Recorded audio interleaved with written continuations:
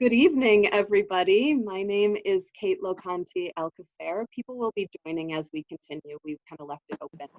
We wanted it to be a very informal and personal and personable experience for everybody. We miss seeing everybody at the Andrews Theater, so this is a way to see everybody live and in the moment. So thank you so much for spending a half an hour with us. My name, again, is Kate, and I'm the Executive Artistic Director. I am so thrilled to have you all on the call, and it is my distinct pleasure to introduce you to Kristen Tripp Kelley, who played Timothea, and Chris Kelley, who played Colm, and they are here this evening. Yes, applause indeed. Applause indeed. That's right, we didn't get a curtain call with this one, did we? So we're happy to just, you know, kind of put ourselves into the mental space of being in the Andrews, pretend that it's a Thursday, well, it is a Thursday evening, pretend it's about 10:30 or 11 at night and the show has just ended, and the lights come up and we have a moment to gather and in a very casual way ask questions. So this is a very informal forum. If anybody has any issues or anything, certainly raise your hand and we can help anybody with that. But we are going to use the chat box for the questions, and I will be checking them out and I'll speak those out.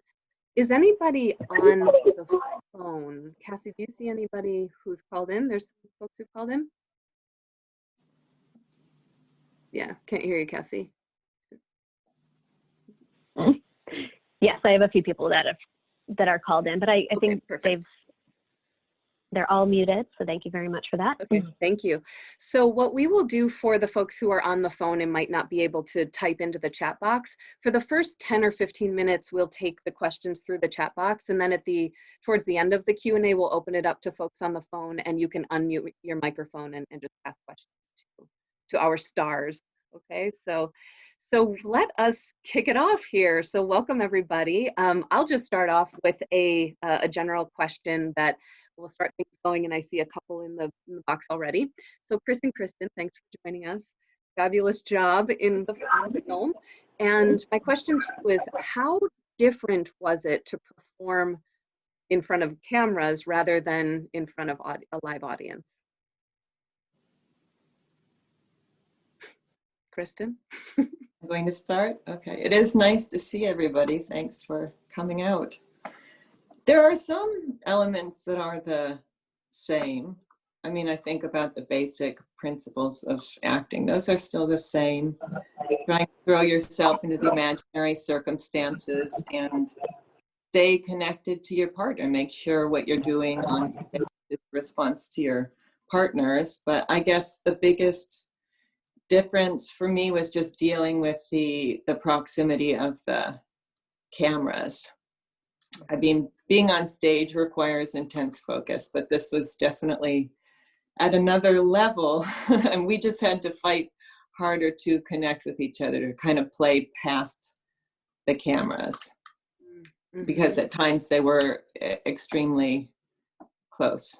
There were moments when the filmmakers were actually following us around with cameras so they could get really close-up handheld shots to make you feel like you were on stage with us. And I was surprised at how well we did, actually. I think that having moved through the full rehearsal gave us an advantage, that we were really comfortable with each other and with the material, and found to move past the cameras to each other. Because we did. I mean, you had a full rehearsal period. We treated it as a play.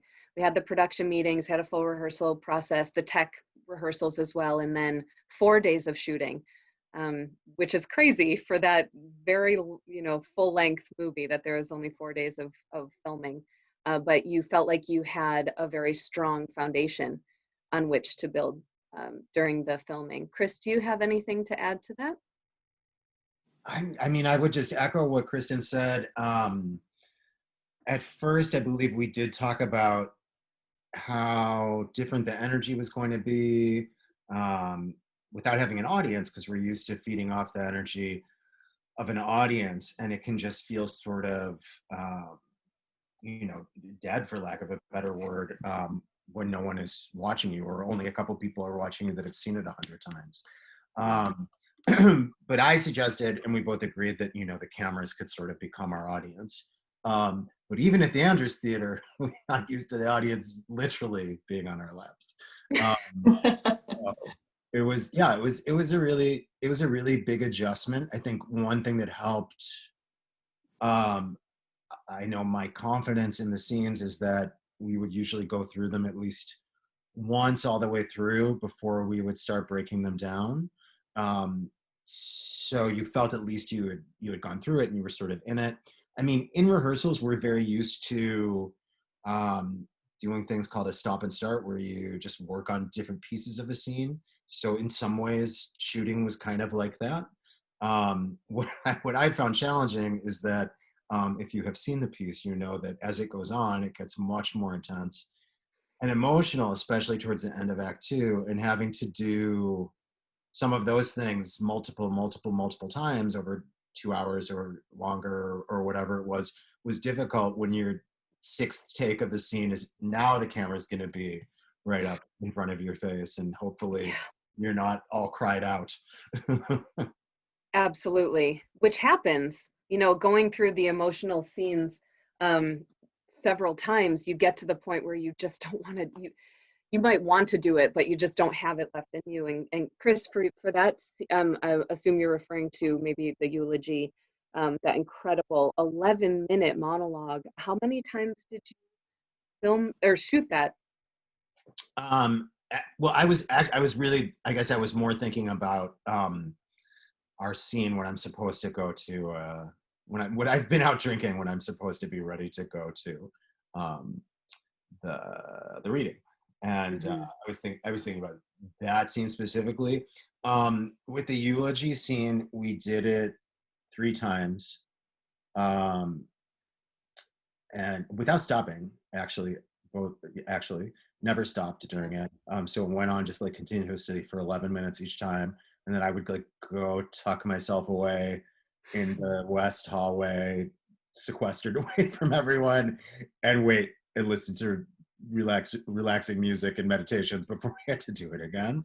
But yeah, 3 times all the way through. In fact, we did it once, and when we started the first time, I realized that they were not filming my face, that they were filming behind me. And I almost stopped because I was so primed and ready to go. And my fear was, when the camera came around to my face, again, like I had just said, like, what if I, had already given it all in the first 11 minutes. And for the second take, before we did the second take, I said, where are you going to film from this time? And they said, we were thinking profile. And I went, no. Let's film my face this time. And Fortunato said, yes, I agree. Yeah, let's get it. Because it's, and again, we're used to repeating things in rehearsal, but when we do a performance, we do it one night. Unnecessarily, we do it twice on Saturdays sometimes. And so we're used to sort of like, well, if I didn't get it that time, I'll get it tomorrow, or we'll get it next week. But knowing like, there was incredible pressure in that, I think, sort of knowing like, well, if you don't get it now, this is it. And we're moving on. So yeah. intense. A lot of adjustments for this new foray that we are in. We have a couple questions here in the chat box, so we can get it rolling here. We've got one from Lois Tripp, directed to Kristen. Kristen, what was your interpretation of Timothea's character's relationship with Colm? True love, her own escapism, manipulative to publish his poems? Good question, Mom. I think that it's a little bit of all of those things. Yeah, Timothea is so interesting. She has her beginnings in Wales, right? She's a farm girl who grew up with a bit of roughness, as they call it, right? Like very labor intensive, not much pleasure. Any pleasure you had, you really had to work hard for. And she spent most of her adult life trying to separate herself from that beginning. She really runs away from that origin. And I think that Colm in many ways is a reminder of that. And she's attracted to this person that others call primitive because she knows what it is to live a life that other people deem simple. There's a comfort in being with him, but she also has this drive, this very contemporary drive to rise in the publishing world.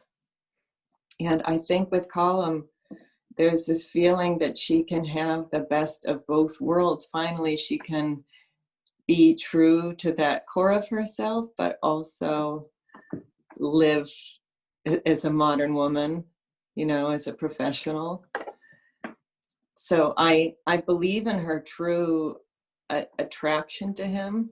She has real love for him, but also does use him to advance professionally.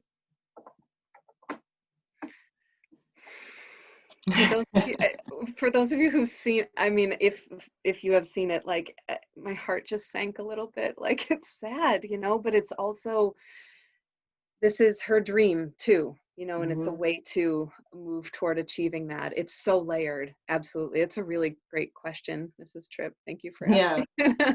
I should just add, I said, she uses him. She does, but I think there's a part of her that believes he must want the same advancement that she does.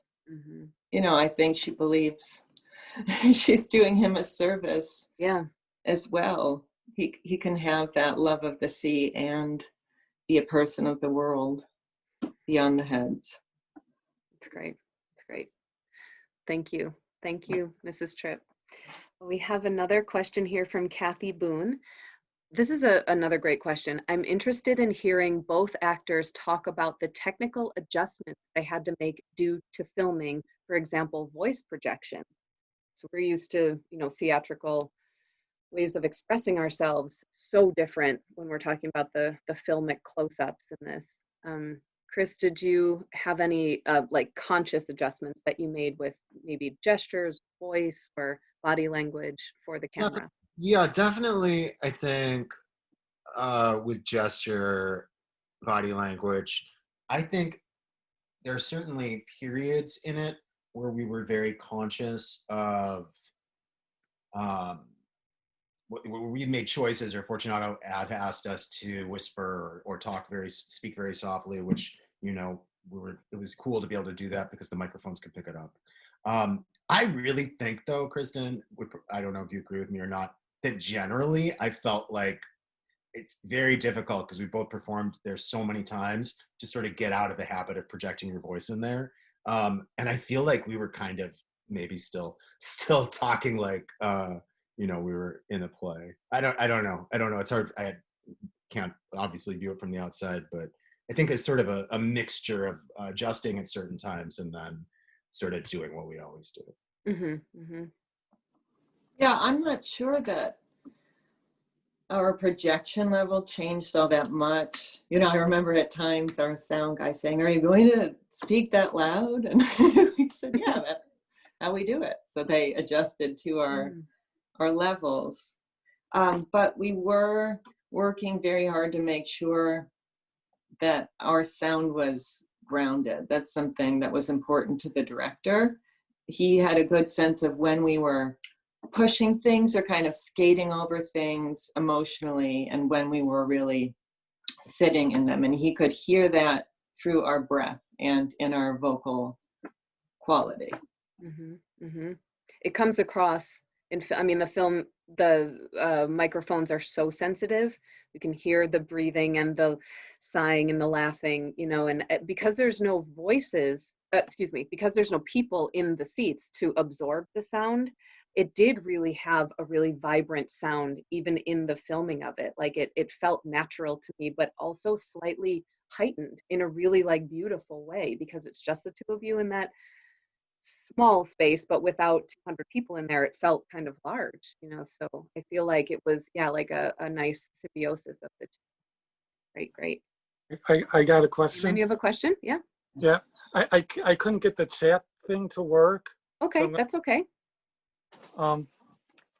So it must have took you a while to kind of get used to performing with the camera.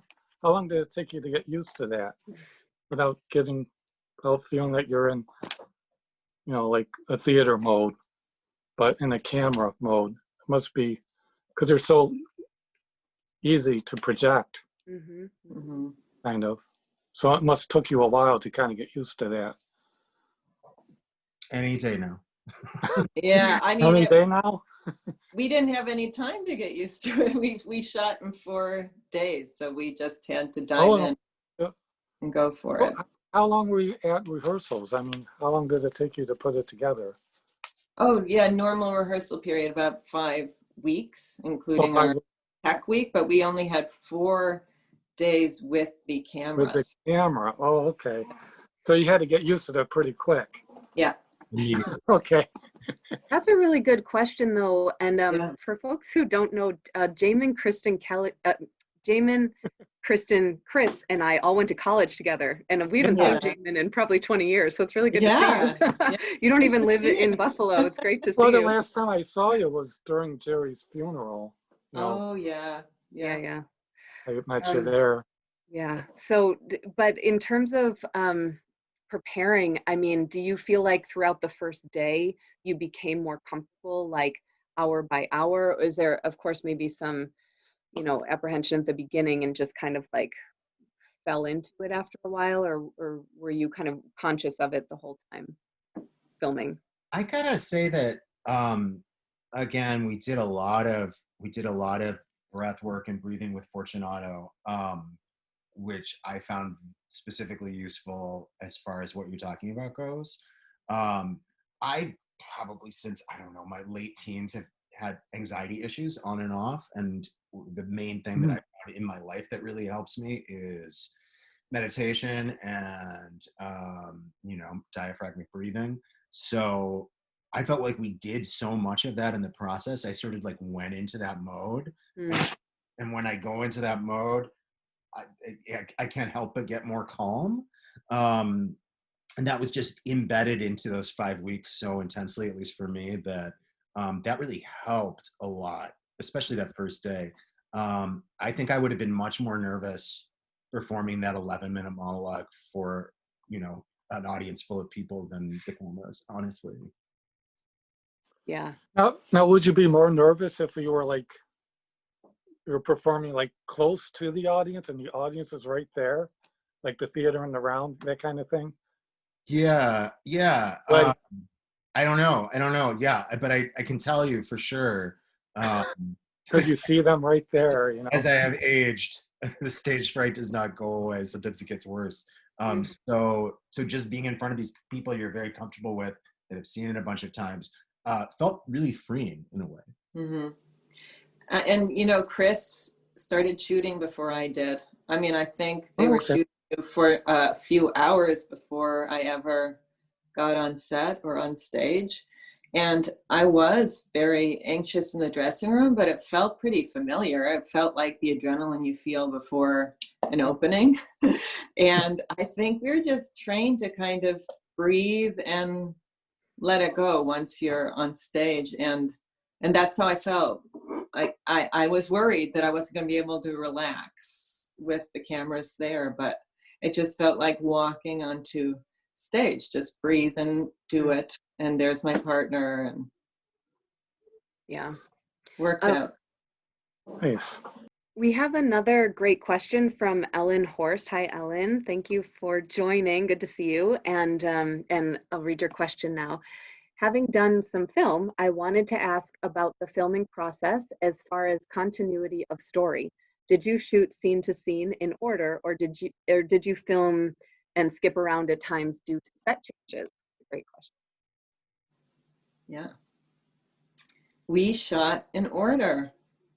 And that's so lucky for us, because that is what we are used to, starting at the beginning of the story and moving to the end. And there was some debate about whether or not we would start at the top. They were suggesting that we do that complicated letter sequence at the end of the whole process. And we, I mean, mostly Chris, fought to make sure that we started at the top and moved through everything naturally. And, you know, they were very respectful and overall of the fact that we are primarily stage actors, and the film crew wanted to work with us in that respect. So in the end, yeah, we started at the top of the show. And as Chris already mentioned, they always let us run through the entire scene first. And then they might start to break it down after that, or just do smaller chunks of it. Mm-hmm. But I really, really appreciated that. Ellen Having writes, a chance to hit, you know, to play the art first before they start to break it down. Ellen writes, that is so great, Kristen. And it's true, because it's rare, you know, to be able to do that. But I know that that was a huge part of the conversation. I know Fortune, that was part of what you all decided, and it shows that continuity and relationship to each other changes throughout the play, and that shows throughout the filming. I'm going to ask anybody who's on the phone, who's calling in, if you have a question, to unmute your microphone if there's something to ask. And in the meantime, we'll take a couple more questions.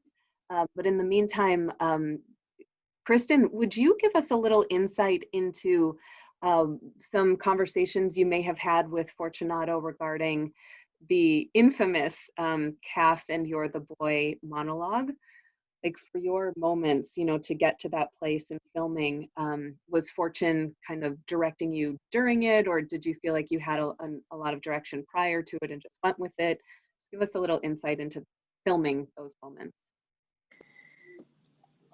He really kept his distance during the filming of it.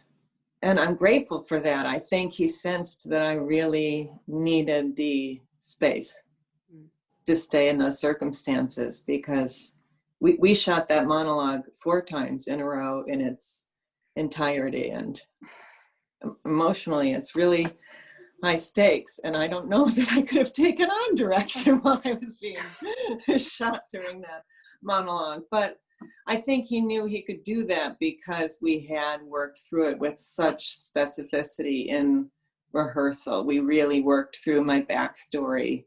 We really worked through, you know, the emotional steps of the monologue.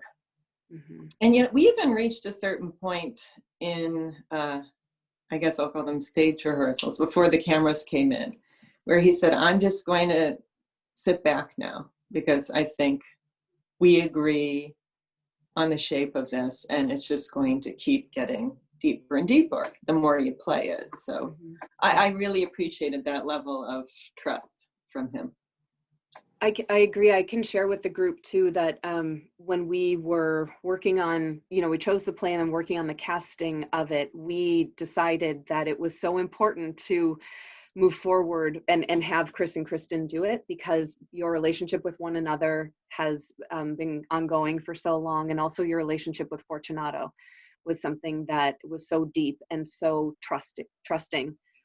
And we were going into this new foray, and we had to make sure that we trusted each other and were able to help each other through it. And do you feel that, like, that, you know, predetermined relationship really helped you through this process? I mean, can you imagine working with new people in such a short amount of time? I feel like those relationships were really clear in the filming of it. Yeah. Other questions that anybody has? I mean, it's a small group. I can see everybody. So if you don't want to type it in, you can just raise your hand. Can I ask a question? Are you there? This is Rich Wolcott. Sure. Hi, Rich. Go ahead. Hi, how you doing? You know, I have to say that this is a terrible thing for me to say, I think, but I watched it with another person. I said, I've always kind of thought filming of plays was awful.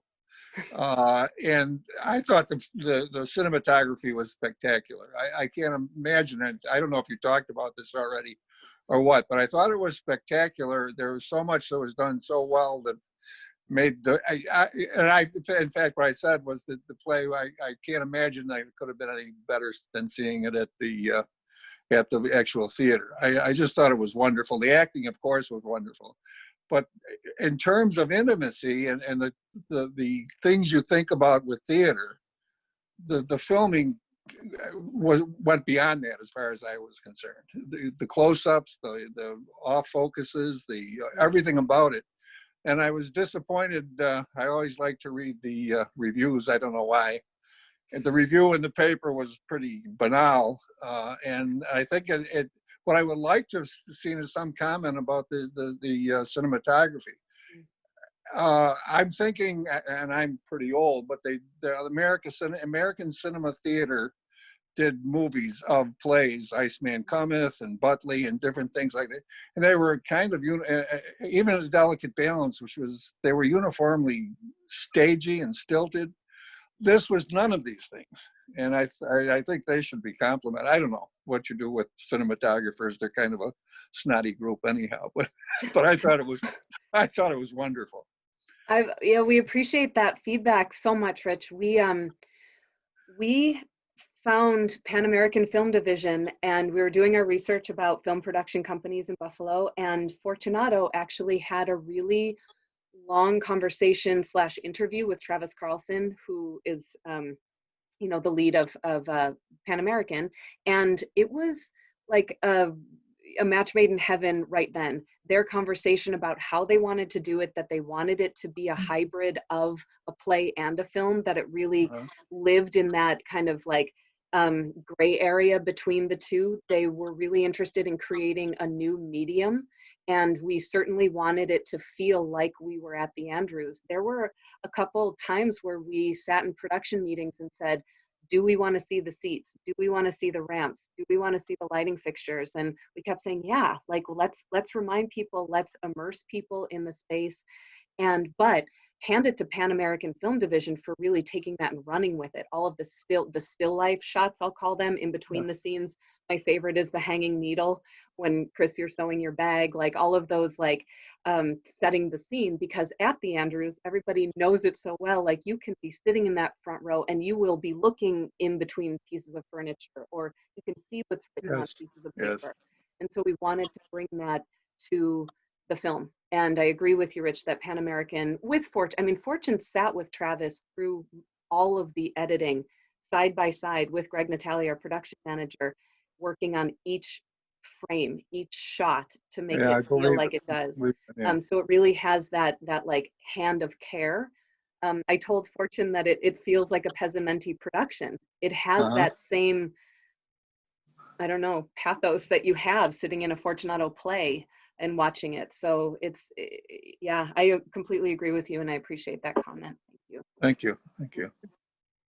We have time for maybe one or two more. It's just 8 o'clock, but if there's any burning question that somebody has, we can answer another one. Anything at all? I don't think I see. Oh, go ahead, Ellen. This is not necessarily a question. I know I posted on Facebook to you guys after watching the show yesterday, and I just need to tell you in person how moved I was. Kate, your introduction alone started making me cry because, well, I mean, I'm a theater person, and the idea that we will come back from all of this is moving. Kristen and Chris, I know you guys. Kristen, I keep waiting to work with you. But Chris, I have worked with you. Your relationship off stage just added so much, and your comfortableness with each other and the intimacy with each other. Everything was so genuine. And again, the filming was stunning, absolutely stunning, and the editing. And you're right, and Fortune had a huge hand in all of that, and I've been fortunate enough to work with him as well. But I'm going to tell you something. I really, knowing the Andrews Theater, having worked there as well, there's a part of me that goes, I don't know if I would have been drawn in as much as I was being able to watch it so intimately and so close. because the shots were breathtaking at times. Yes. And, you know, the fade-ins and fade-outs and all of it, where the crossing of the two characters when they're in their own spaces, all of it was just so impeccably done and thought through. You have to be so thrilled with the production and should be commended beyond words for having taken this on during this time. Thank you, Ellen. It moved me. It's moving me now. Thank you so much, guys. Thank you, Ellen. We really so much appreciate your feedback. I mean, we didn't know what we were doing. That's the other thing. Like, we started doing this and we said, we hope that we knew that we trusted it, you know, and so I think now we're kind of getting to the point where we are believing it, that we did it, you know, and that it's living on and that people are sharing in it. We had a little bit of a shock to our system from doing it. It was really intense, you know, but it's moments like this to see all of the squares of everybody's faces who wanted to spend time with us this evening and talk about it.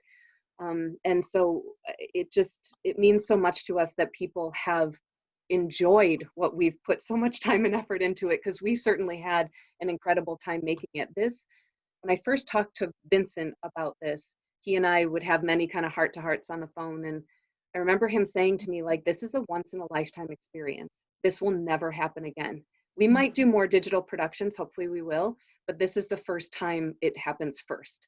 And we feel really, really proud of it and very, very thrilled and honored to share it with everybody. So thank you, Ellen, for those beautiful words. Folks, you may recognize Ellen as she was Linda Lohman in Death of a Salesman at Irish and many other productions.